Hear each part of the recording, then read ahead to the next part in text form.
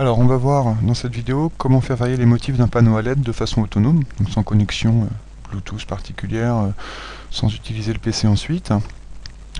Donc je vais vous montrer d'abord le résultat peut-être. On va voir ici sur la tablette, voilà. Vous voyez ici mes motifs qui varient, j'ai un motif vide, j'ai un Y et j'ai un 1 qui varie toutes les demi-secondes. Voici le motif.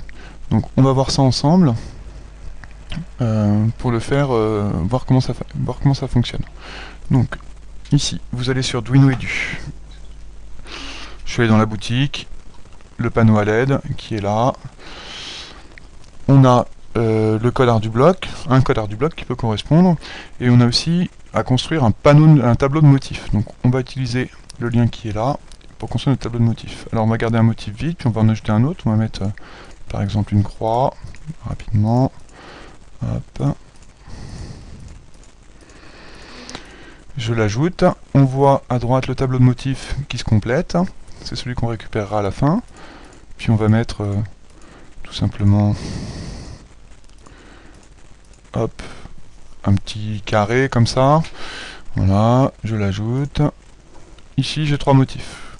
Je sélectionne mon tableau de motifs, CTRL A, CTRL C pour le copier, puis je vais ouvrir l'IDE d'Arduino. C'est parti, on va utiliser ArduBlock avec la librairie augmentée. Donc, je vais ArduBlock. Ici, dans la librairie augmentée, alors pour l'installer sous Linux c'est un peu pénible, vous avez un autre article sur le site pour l'installer. Sous Windows, il n'y a pas de problème. Majeur, vous avez ici notre panneau à LED, donc on va l'initialiser. Et puis on va tout de suite prendre, lire le motif numéro pour voir un peu ce qui se passe. Alors vous avez d'autres blocs, nous ce qu'on va faire en fait c'est lire les motifs avec une vitesse donnée. Mais on ne va pas utiliser ce bloc là pour voir mieux ce qui se passe dans le code C. Vous pouvez aussi lire un motif précis. Donc on voit que notre panneau à LED il est relié sur les pins D2, D3, D4, c'est pas notre cas. Nous on est relié sur D7, D8, D9. On modifiera dans le code C. Et ici je vais coller, CTRL V, mon tableau de motifs. Je téléverse dans l'Arduino et on obtient le code suivant. On voit notre tableau de motifs ici. Alors, il y a 3 motifs. Un motif vide, notre croix, puis notre petit carré au milieu. On va changer tout de suite les valeurs des pins. Alors pour ces constantes-là, je suis pas sûr que ça change quelque chose. Ce qui va être plus important, ça va être celle-ci. Voilà. On change donc nos motifs. Ici, on a le motif 2 qui s'affiche tout le temps, puisque c'était notre code ArduBlock. Nous, on va créer un motif i. Donc pour ça, je vais créer une variable i. Ça va être un entier qui va être initialisé à 0. Et puis ensuite, je vais faire varier i. Donc je vais ajouter 1 à i à chaque tour. Et puis comme notre tableau il varie de 0, 1 puis 2, je vous rappelle qu'un tableau est indexé par 0 en première ligne. Donc du coup, on va créer un modulo. Donc i égale i modulo 3. Ça veut dire que c'est les restes de la division euclidienne par 3, donc ça va varier entre 0, 1 et 2.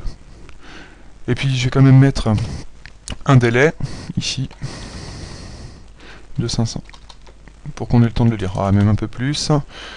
Allez, un délai de 1000, toutes les secondes, il va changer. Donc voici, n'oubliez pas donc le modulo ici, le reste de la division euclidienne. Si i vaut 4, alors i modulo 3 passera à 1. Bien d'accord. Donc, bien voilà, je crois que ça devrait marcher. On va essayer. Je vais tester la compilation, ça fonctionne. Je l'envoie vers le Arduino.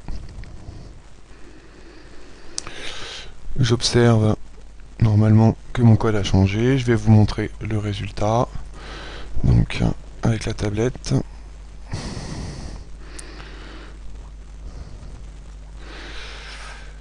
Voici ici ce qu'on obtient.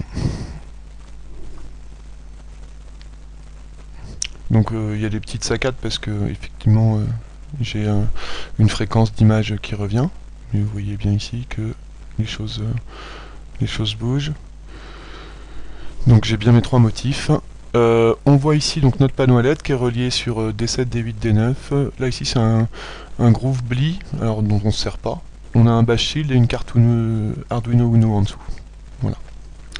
Au revoir.